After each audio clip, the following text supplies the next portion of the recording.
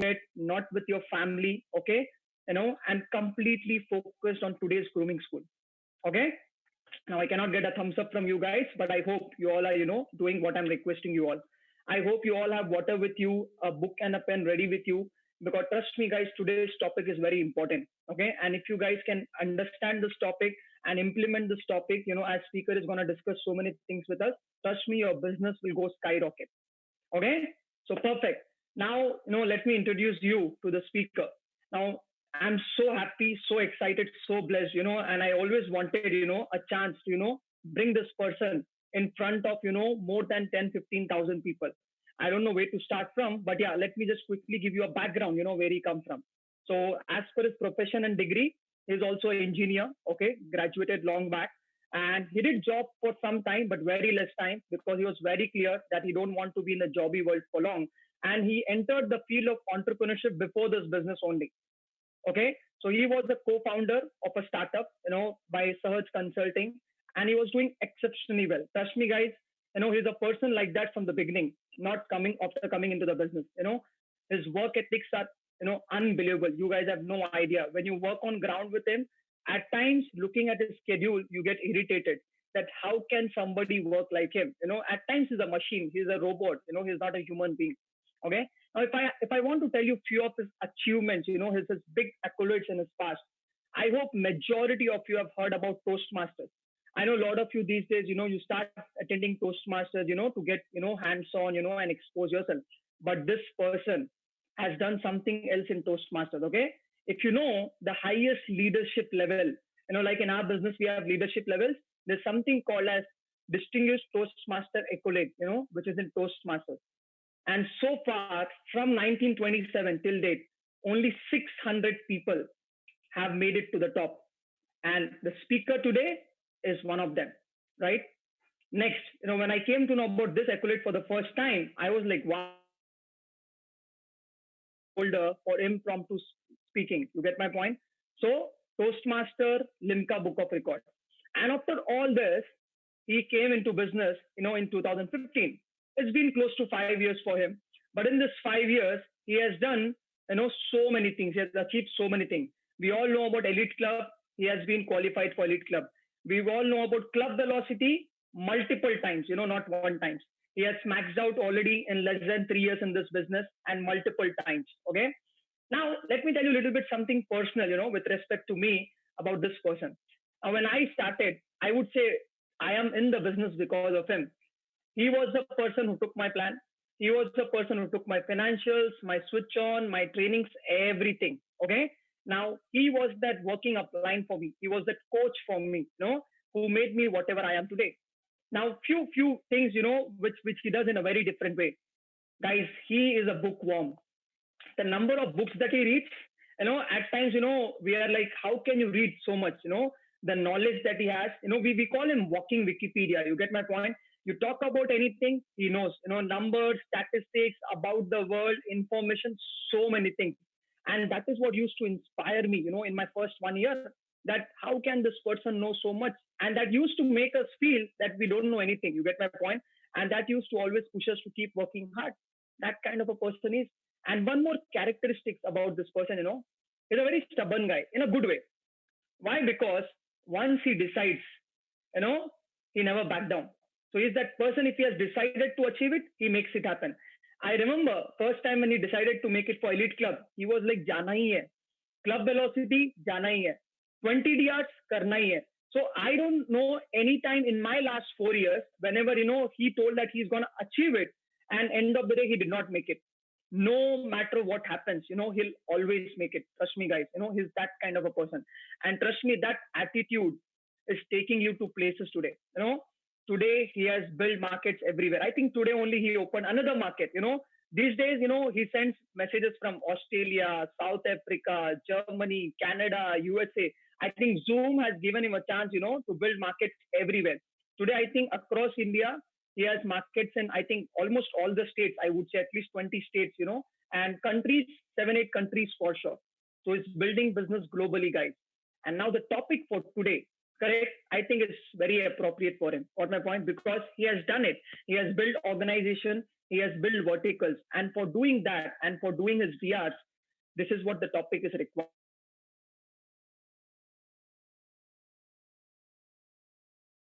I know you all have attended, this topic in the past, but every speaker has something different to deliver. Okay. And I would request you all, okay, to listen to him because he's going to share his experience, guys, what he did in his last 4 or 5 years, which, got him all the way here. Okay. So I hope all of you are ready. All of you are excited. All of you are all set for next 1.5 hours, glued to your screen to listen to my upline, my coach, my friend, my brother. Okay. And guys, okay, next 1.5 hours, please be 100% focused. So with a lot of excitement, I want all of you to give a huge round of applause for my working upline, Mr. Dixith, PNT. Thank you so much. Thank you, Malani. Good morning, brothers and sisters. I'm sure all of you guys are rocking and rolling as always. And I take this opportunity to especially thank my referrer, my upline, Raghu Maurya. And I would like to especially thank Rahul Bhai, especially thank AVP Diggy Bhai, especially thank we partner Kavita Di, and especially thank we partner Sachin Bhai. Because only because of them, only because of their vision, we all are existing. And whatever life I'm living, whatever life my team members are living, whatever growth that we are seeing, it is only and only because of our uplines. Thank you, thank you, thank you to all the uplines from the bottom of my heart. And yes, thank you, Malani, for such an introduction. But I believe I'm just a speck of dust in the entire organization. I have bigger goals to achieve. I have bigger things to achieve. There's so many things right up there. And today's topic, which was given to me, is prospecting. Right? And I'm pretty sure that most of you guys have already listened to great leaders who have come down and who have spoken about prospecting. And I'm sure they have given you a better perspective about prospecting, the importance of prospecting. And whatever I'm going to add is in addition to whatever they have said. I'm just going to add a little to what they have done. I have learned a lot from them. Yes. So let's get into the game directly. So what is prospecting? Yes, I would like to share my journey, but I'll do that in the process. But let me get to the point straight. The agenda of today's meeting is to know about prospecting. What is prospecting? Why is it important to do prospecting? Thirdly, what is the agenda of prospecting? Fourthly, what is the result that you're looking at after prospecting? And last, how are we going to do the prospecting? And let me tell you, in this entire world, the number one high income skill, as per the greatest entrepreneurs around the world, starting from Tony Robbins to Robert Kiyosaki, the legends in their respective field, they all say the number one skill a person has to learn to become very successful in business, it is prospecting. Prospecting is an irreplaceable skill. In whichever industry you are, there is always a demand for people who can create prospects, who can prospect, and who can get the business. Because for any technical industry, any non-technical industry, any FMCG company, any industry for that matter, the business runs only and only when people who go out and get business for them are successful in doing that. And they are the people who are the prospecting team. And in our business as well, we are not taught all the skills that don't help us. We are taught some of the most important skills, which are irreplaceable, even if artificial intelligence comes up, even if automation happens, even if the population grows, even if there is competition out there. Prospecting is always the number one skill which can give money for us and which can generate business all over the world. The people who prospect well are irreplaceable, and their value in the marketplace will always shoot up. It will always touch the zenith, right? And let me define what is prospecting. Prospecting is a methodology which is very beautiful, which is very interesting, which is actually very fun. And it is a methodology of sorting people and also shifting their mindset on the importance of doing something else apart from what they are doing. And also to help them understand, help them shift their mindset to do something really good. in the long run, which is very, very useful. So the bottom line, what is prospecting? Prospecting is a beautiful methodology of sorting people and shifting their mindset so that they can take action to inspire them, to educate them, to better themselves. That's prospecting for you. And next important question, why is prospecting important?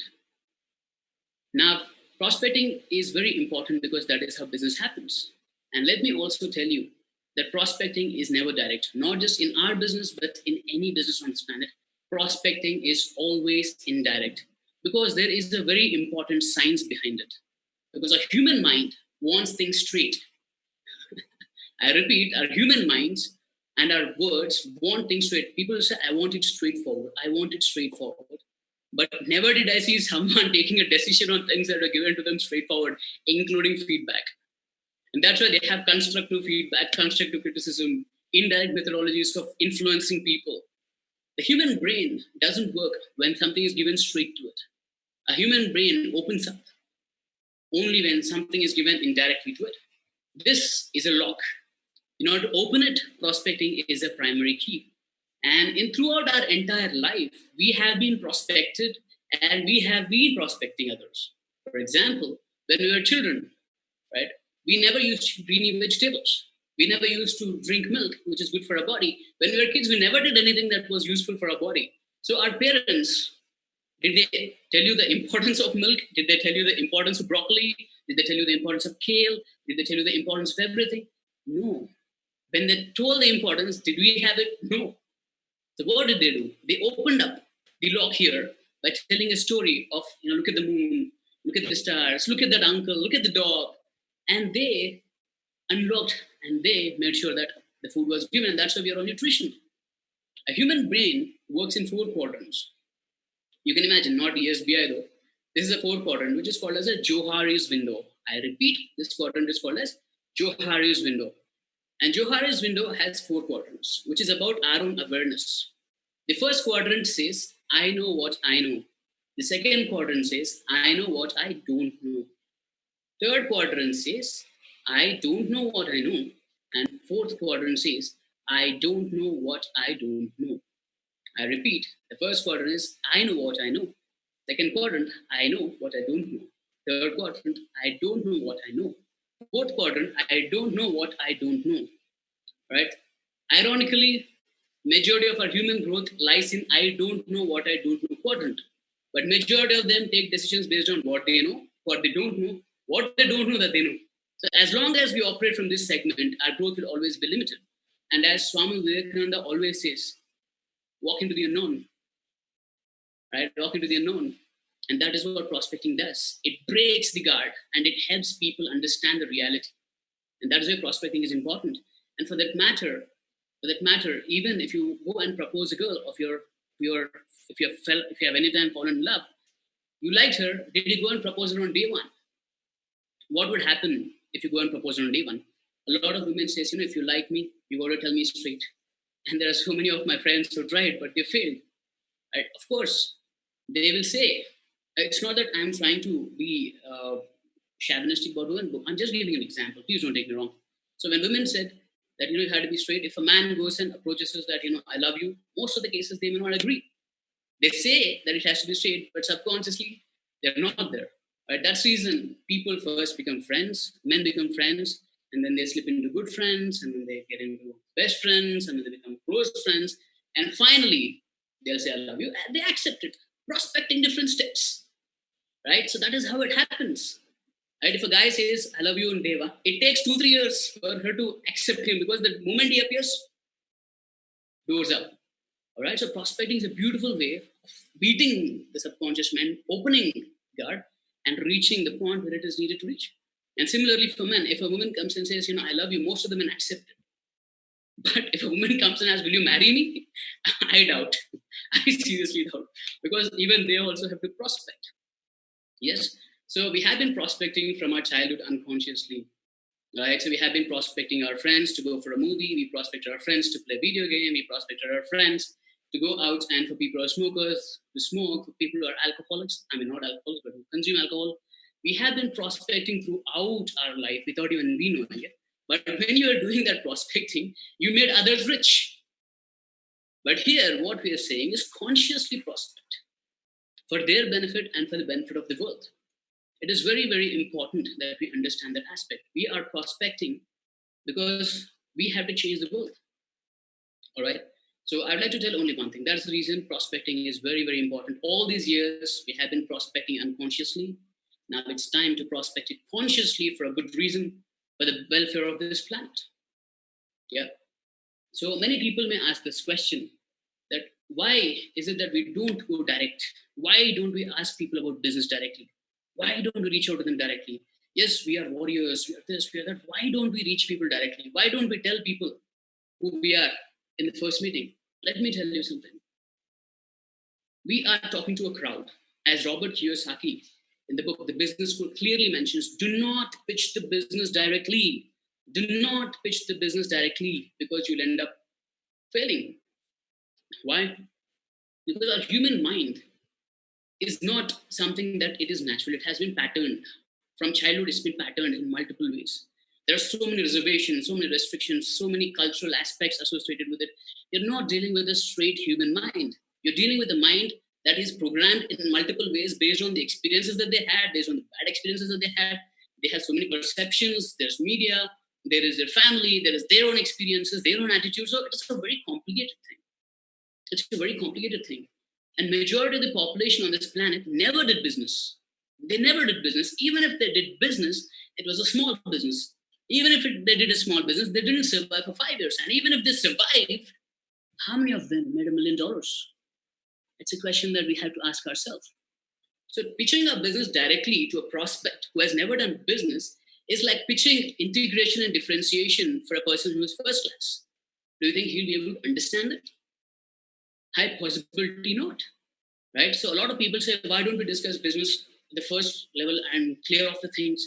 Right? It's up to them. Let me tell you, if we have to pitch our business completely from end to end, it's a 22 hours program.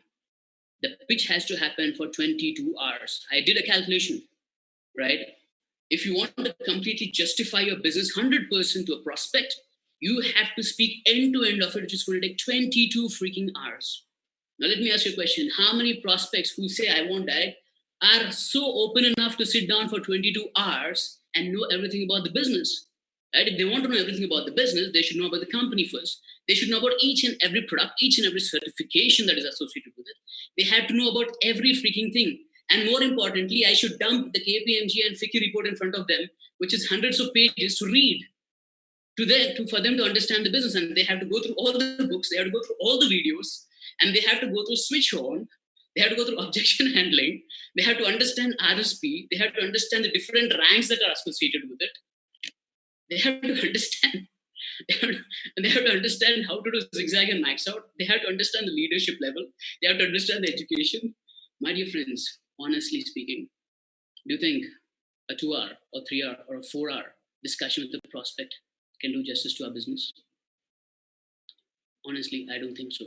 If I miss even one point, even if I miss to speak about RSP, which means I'm doing injustice to my business.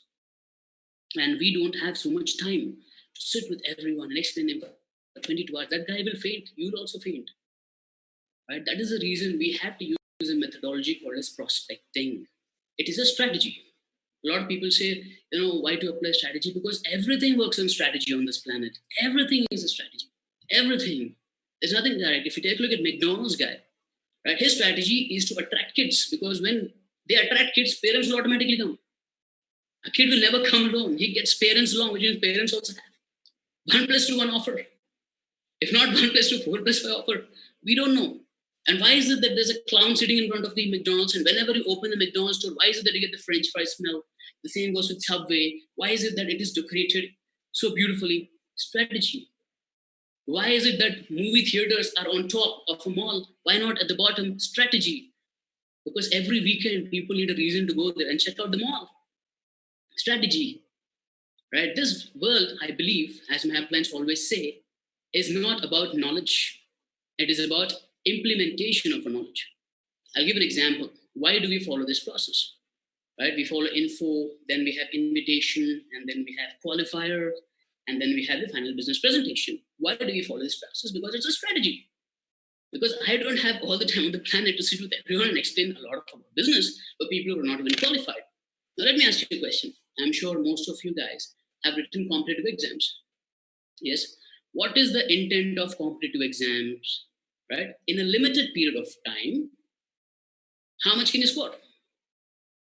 Right? Do the competitive exams test your knowledge alone? Or do they test your knowledge along with implementation at a given point in time? True or not? So we all know that it is not a knowledge-based exam. It's a strategy-based exam. It's an implementation-based exam. For example, if you take a look at my entrance exam when I wrote, let it be AHP or IIT or even MSET, or your local test for that matter.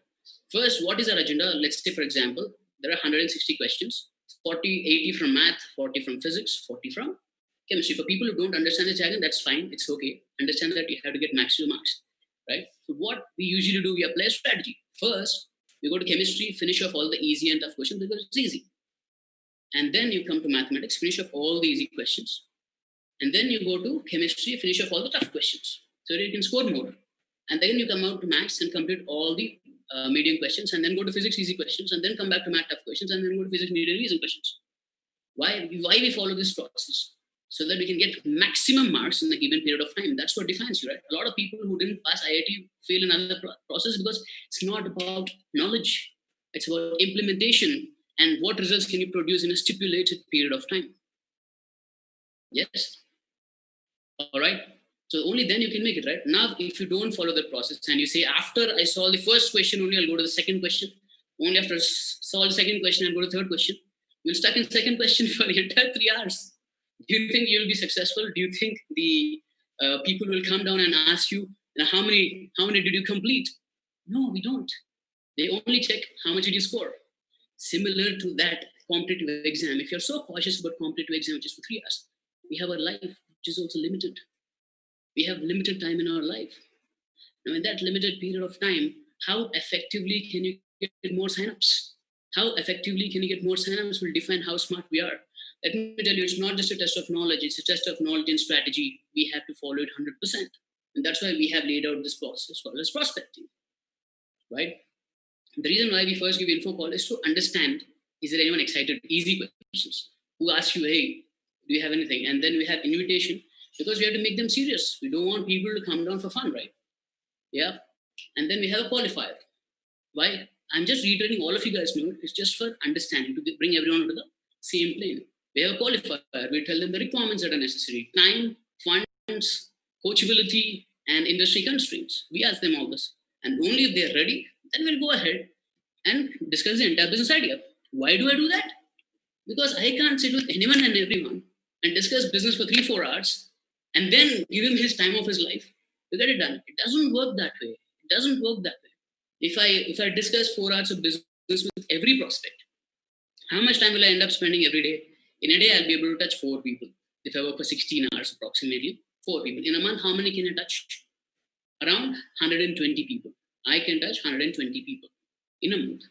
But if I don't do that, and if I use a very smart technique which I apply and implement it, that is called as a qualifier. In a qualifier, in 16 hours, how many people can I reach out? In 16 hours, instead of reaching to 4 people, I reach 16 people. Right? In a month, how many do I reach out? 480 people. Right? As they say in the book, questions are the answers. This is a numbers game. The more numbers that you touch, the more successful you'll become. And this is a smart strategy. Why would I spend my time of 4 hours with a person who's not even qualified? It doesn't make any business sense. Do you think Shah Rukh Khan will sit with a producer who does not have money? Impossible. We have to respect our time. In those 4 hours, I can take a training. I can be with my family, because we do not know when we will die. We all are just 2 minutes away from abyss. 2 minutes away from abyss. We don't know. There's a lot of effort we are putting in effort. We got to run faster than ever. We don't know what will happen. Why should I spend my 4 hours with a person who's not even interested, he's not even qualified? That is disrespect to myself and my appliance time and my teammates' time. The funda of business is you had to select people who are qualified. You had to discuss business ideas with people who are qualified. Now, even if you take your college, do you think they'll allow everyone and anyone to sit in the placements? No. They have a qualification, 70% cut off. No one can come beyond this. No one is willing to waste time. All right, some people will say, I take a loan and come, and if I don't like the idea and I have to go back, I have to pay interest. My dear friend, for you it is some thousands. For me, it is lakhs of rupees. 4 hours I can sit with someone, I can do my own prospecting, I can find a rock star who can create a business for me, which is millions of dollars, or I can be that. I can go and do more prospecting. Why should I waste my time with you? Right? I'm not obliged to share my business opportunity to anyone and everyone. I should like his attitude. I should like his thing. I should like his hard work. I should understand him. I should find the vibe, and he should be ready with the requirements. Or else I do not want to disrespect my time by spending time with someone. As they say, time is money. All right? That's why we follow this process. Because if you calculate the turnover that is happening in my organization, every hour I'm generating a few lakhs and spending 4 hours and with someone who's not even ready, I'm wasting that time. There is so much of need in my team. They need my time. I can give them. They can create more business. Right? So there is nothing wrong in not discussing everything with a prospect. Right? So that's why prospecting is very important. Prospecting is an efficient way to save our time. Our plans have created that process to save our time. So please understand that. We do not want to hide anything. We don't want to do anything. We don't want to discuss anything because, the thing as Robert Kiyosaki says in the book Business School, people are not open-minded. They have that thing called as inertia. They cannot adjust to new things very fast. And they cannot adjust the new things very fast. And when they can't adjust the new things very fast, obviously they'll reject it. For example, have you ever listened to A.R. Rahman songs? When you hear it for the first time, you feel weird. What is this? Right? But over a period of time, you start liking it. But unfortunately, A.R. Rahman and his music CDs have time, but we don't have time. And I'll share a small story which I read from the book, The Law of Success. Okay. If we discuss everything openly, what will happen? Right? Law of Success, written by Napoleon Hill. He says that one time ago, in 1980s, they were Eskimos in Antarctica. So there was a science expedition from the US who went to the expedition. And there was one guy who was an Eskimo. There was a village and he was staying there. And he was their guide. So he helped them explore Antarctica to the core. They gelled very well. There was a relationship that got established. And then they had to go back. So they went back. And after going back, they wrote a letter to him saying that we were very pleased with your service. We would want you to come down to New York and spend time with us and see around and be our guest. And this guy becomes extremely elated and he goes to New York. The moment he steps into New York in the 1980s, for the first time, he sees railroads. Excuse me. Just a second.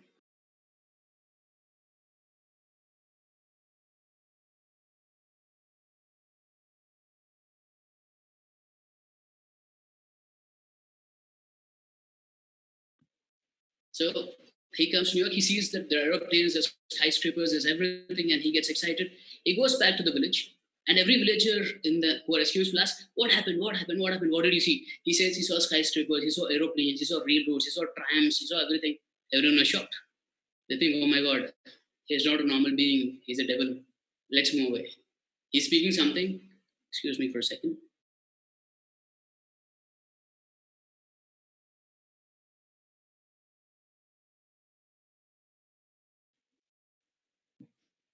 Yeah, so message from the translators. Thank you so much. I'll go slowly. All right. Yeah. So all the Eskimos will be shocked. What is this guy saying? What happened to him? Did some evil spirit get into him? They were afraid because it was something new which they never heard about. And when they heard something new, they all isolated him. They all did not give him food. They did not give him shelter. They asked him to abscond. They boycotted everything about him, and they made sure that he's kicked out of the town, and he died hungry. And they all thought that, oh my God, this is a different beast. And then again, after a few years, the same team comes back for another expedition, and there'll be another guy whom they will hire to take around. So they will be completely pleased with his service, and then they go back, and they give him the invitation. And once they give him the invitation, this guy also goes there, and he says the same thing which the previous guy told. And this guy thinks when he goes back, all the villagers will ask me. If I tell them the same thing, they will also isolate me, and I'll also die out of hunger. So I will tell is exactly Eskimo land there. And he decides that. And when he goes and tells the same thing, then everyone will be satisfied.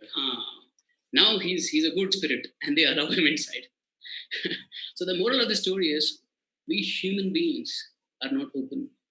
As per the book, Napoleon, he says, if there is one thing that we have to pray to God, that thing is to have an open mind.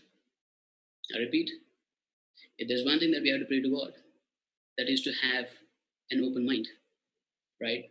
So let me tell you, we are dealing with people who are not open-minded people. They say they're open-minded, but they're not. If they were open-minded, they would have been as big as Bill Gates, they would have been as big as Jeff Bezos, because they are open-minded to look at more opportunities and grow on them, right? If anyone says my prospect is open-minded, I usually do not believe it. Because if he has open-minded, I've been somewhere else in life. So we all are not open-minded. We're growing, we're moving. And prospecting is such a beautiful phenomenon that it opens up our possibilities. It opens up. And why is there a sense of urgency? It is very important that we have a sense of urgency because, as Dato Sri, legend in his way, he says in the book, 2 Minutes from the Abyss, he says the only difference between the top 1% on this planet and the remaining 99% is sense of urgency. Sense of urgency. As businessmen, there is no tomorrow for us, there is only now. We have to sign up now. Only then we'll be a very good businessman who is valuable in terms of business. All right. So please follow the process. If you follow the strategy, you'll attain success faster. If you don't follow the strategy, you'll delay your success. Right? I hope I have given you an insight about why do we prospect like this? Why is it indirect? Because human beings are indirect. They say they are direct, but we all are hypocrites. We have to agree with it. All right? So that is something that we have to come into consensus with. Now let's talk about another important thing. What is the agenda of prospecting is basically shift his mind to make him more open about the opportunities available. Because we know what's happening in the world. I'll come to that point later. And it becomes a responsibility to share a great opportunity with each and every one of them. And now, what is the net result that we have to look out of prospecting? The purpose of prospecting, the net result that we're looking at is a person coming with a curious and an open mind to seek something. I'll repeat, the net result that we are looking at after prospecting is person coming onto the table to listen to the idea with curiosity, with an open-minded attitude. That is the agenda of prospecting. Only if we are able to do that, we will succeed. Yes, I hope I have cleared why prospecting is important and I have made you understand what is prospecting. Now, let's get into another important aspect about why should we prospect people with so much intensity, in the sense fast, and why should we even share a business opportunity? So can I speak a little? Can I speak some facts and figures of this world today? Right? Today, the world is in a freaking crisis. Freaking crisis. We cannot even understand what's happening. Rahul Bhai always shares those links. When I look at them, shivers run through my spine about what's happening in the world. But we are so thankful to QNET that we are still growing. We're still growing. Now let me tell you what's happening in the world around. All right. So I'm sure you know who is controlling the world. The banks are controlling the world. The federal bank is controlling the entire world. And they are the reason for recessions, they are the reason for depressions to be so long. And this entire freaking system of this world is created in a way where only the top 3%ers will benefit. That's the reality of life. That's how the world is today. And let me tell you, every 8 to 10 years, there will be a recession. Every 80 to 90 years, there will be depression, because that is how the model works. And we are more or less in that state. If not now, 10 years down the line, we have to. US is in a debt of $27 freaking trillion. The GDP of US is $21 trillion. GDP is nothing but income of that country. When the debt is more than income, what will happen? Collapse will happen. It's about to happen, right? And most of the people who are in their 45s and 50s today, they're literally scared. They're literally scared to the nth level. You know why? They either have diabetes, they either have BP, they either have issues, they either have problems with the body, their immune system is down, the lung system is down, and one coronavirus has been a nightmare for all of them. One freaking coronavirus is a nightmare for all of them. Can you believe it? I heard a news from one of our team members that their cousin auntie got corona. She was 62 years old. Corona attacked her. She is no more. In 2 days, she's no more. She's no more. Right? As it is said in the book Parable of Pipeline, right? Always diversify Always create multiple streams of income. Do not take life for granted. Do not take anything for granted. To take anything for granted in the parable of the pipeline, the way his father lost his business to a politician in that country. A lot of people have lost business because of coronavirus. It can be a politician, it can be coronavirus, it can be war, it can be anything. It can be anything. And it becomes a responsibility to save as many people as possible with this business. That is why it's important to prospect. That is why it is important to prospect. We want to save people. How many of you know that in India, every month, close to 10 lakh youngsters enter the market space for work? Every month, 10 lakh youngsters into the market space for work. Are 10 lakh jobs being created? Please tell me. Are 10 lakhs jobs being created every month? A question to ask ourselves. No, they're not. Then where will all these people go? God knows. Right? And because of this overpopulation and high rise of inflation, we are paying the price. You know why? 10 years ago, the cost of 1 liter of milk was 14 rupees. Today, it is 50 rupees.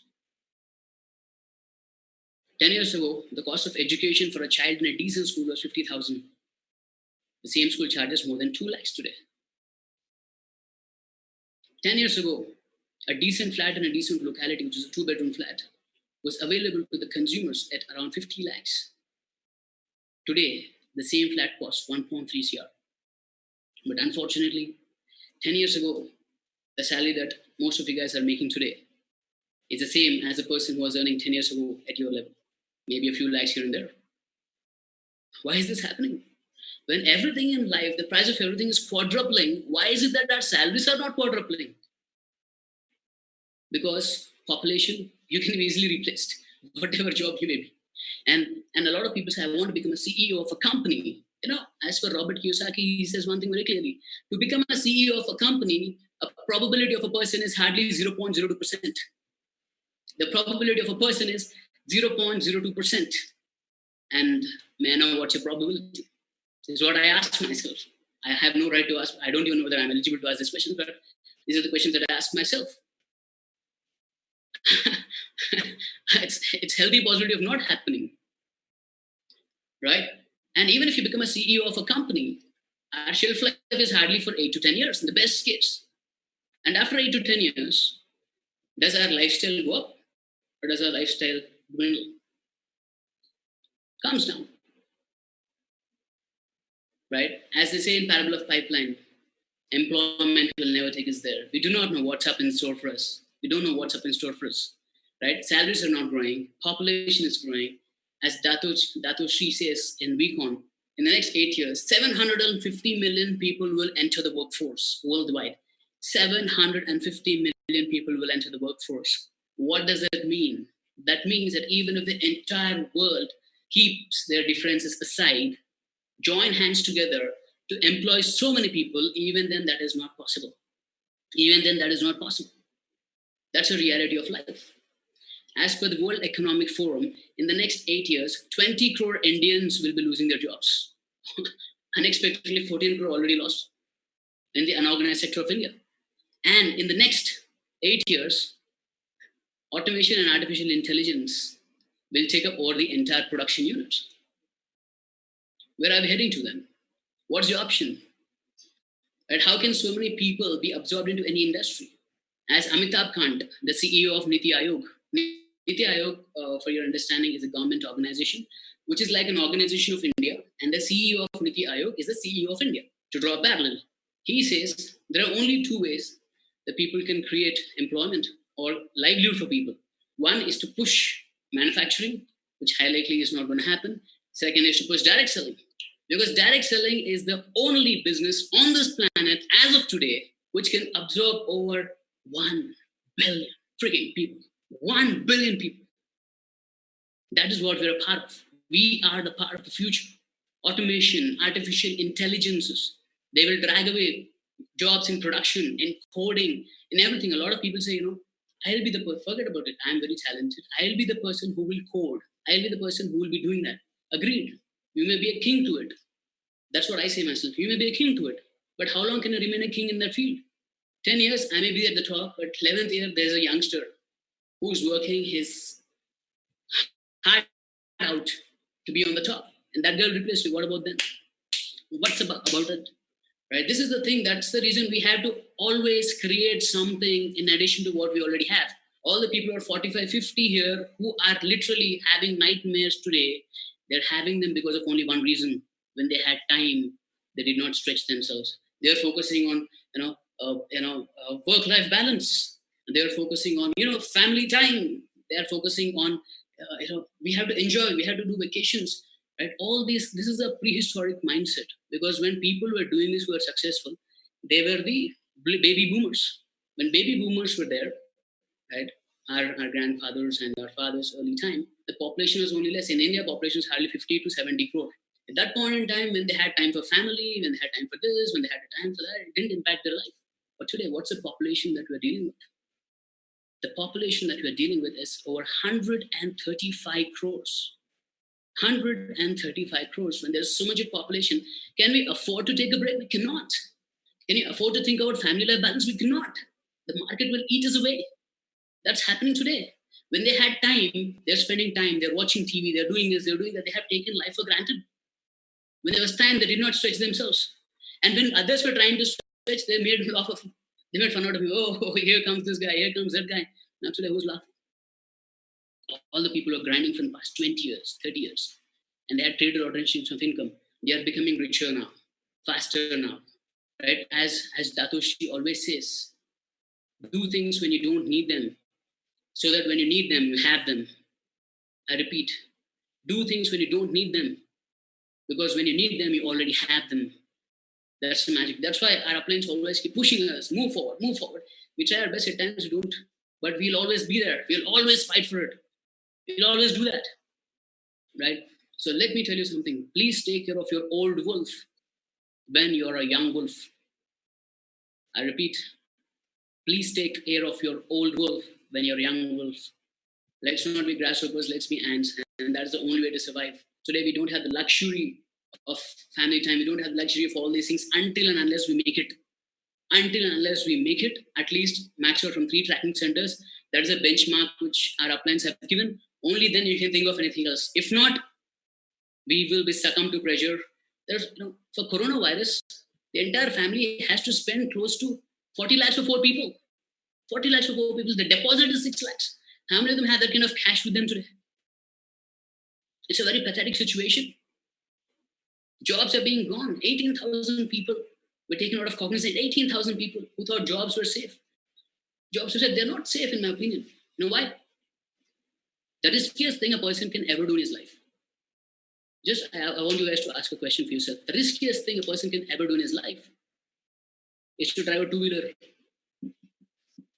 You know how many people die because of two-wheeler accidents every single hour? In 30 seconds, the entire game changes. 30 seconds is enough to change the entire game. And people are taking such a big risk. And they're okay with it. In my opinion, the second biggest risk a person can ever do in his life is to do a job. Why? Because he's spending the most important period of his life from 20 years to 35 years. That is the critical period of any human's life. That is when the body and the brain are at their prime. They're spending that kind of time and working for someone. And something like this happens, they fire people. But since 15 years of experience, where did it go? Why did we even do that? As we counsel, Amit Suni Bhai says, doing a job is like babysitting someone else's baby. Doing a job is like babysitting someone else's baby. You got to build something which is yours. Because it doesn't matter how much you love the baby is not going to be yours. It's someone else's. It will not come for our rescue when we need it. That is the reason why it's important that we share this opportunity to people. We've got to save as many people as possible. This is the only industry on this planet which can absorb over 1 billion people. 1 billion people. And my heart and my soul is so proud about it. You know why we are proud about this industry?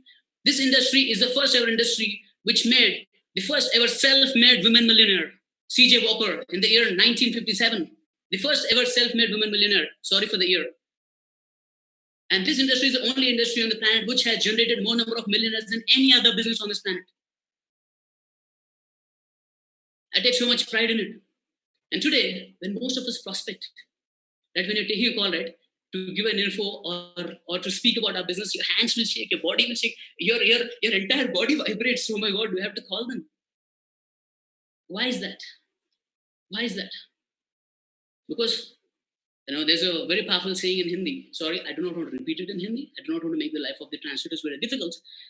I mean, I don't mean that others have made it, but I'm just telling you. It says, the greatest disease in life is the thinking of what will other people think about you.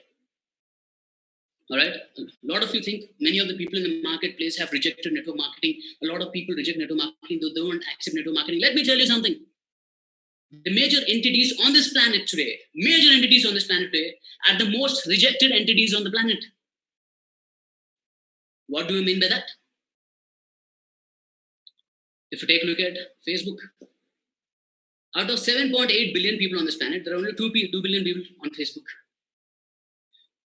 Which means 5.8 billion people rejected Facebook. For whatever reason it may be.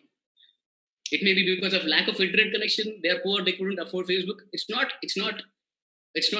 problem, it's not our problem. Majority of people rejected Facebook.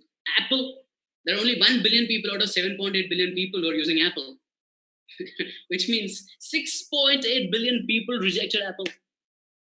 Is Apple feeling bad about it? Doesn't matter. Rolex. 95% of the world rejected Rolex. Does it mean that Rolex is not profitable? Right? The number of people who reject a business doesn't define the success of a business. The amount of profit that that business is making will define the profit of the business and the success of the business. For that matter, even if you take a look at religion today, majority of the population rejects Hinduism, majority of the population rejects Islamism, majority of the population rejects, they do not opt for these religions. That is how the world is. That's a reality of life. Right? So please don't look for anyone's acceptance. Do you know what percentage of India saw Bahubali? In a population of 130 crores, the revenue that Bahubali made was just 2,000 crores. Right? 2,000 divided by 130 crores. Right? If 130 crores, even if they spend 10 rupees on it, which is 1,300 crores, they spend 20 rupees on it, it is 2,600 crores, which means the entire India didn't even spend 20 rupees on that movie. Which means maximum of India also rejected Bahubali. So please do not look for everyone's acceptance. It's okay. They cannot understand it. That's perfectly fine. As Robert Kiyosaki says, this business can only be understood by billionaires. Are all of our friends billionaires? They aren't. Are all of them biggies? They aren't. Then why should you even worry about it? Right? So it all comes with one thing. Why we are afraid of people, or why people are not happy to share the news, is because they are afraid, because they have a very low self-image about themselves. Why? Because our culture has brought up like that. Think of, we need some assistance to prove our self-image. For example, if you talk about one person, he is my friend, he works with so-and-so. The next statement is he works with so-and-so. Oh, he works with McKinsey, amazing. Oh, he works with this company. Oh, okay. He works with, so you need a validation of a corporate to back you up. I don't understand. Why do we have to have a backup of a corporate to say what is our self-worth? I don't need any backup. I am what I am. I know how critical thinking I am. It's a self-belief about myself. I don't need a company to validate my talent. I don't need a company to validate how good I am. I don't need a company to validate how fast I'll grow in life. I don't need a company to validate my recognition in society. I validate my own self. Because when people sign up for my business, they're not signing up for QNET, they're signing up for me. This is my business. I am the brand. That is how I have this self-image. Right? Forget about this business. Any business, you got to take rejections. One of my friend who is an entrepreneur, who's struggling for 5 years. He has a business idea. He reached more than 300 investors. Not one invested in him. Not one. How many of us have that mental capacity to go out and do something about it?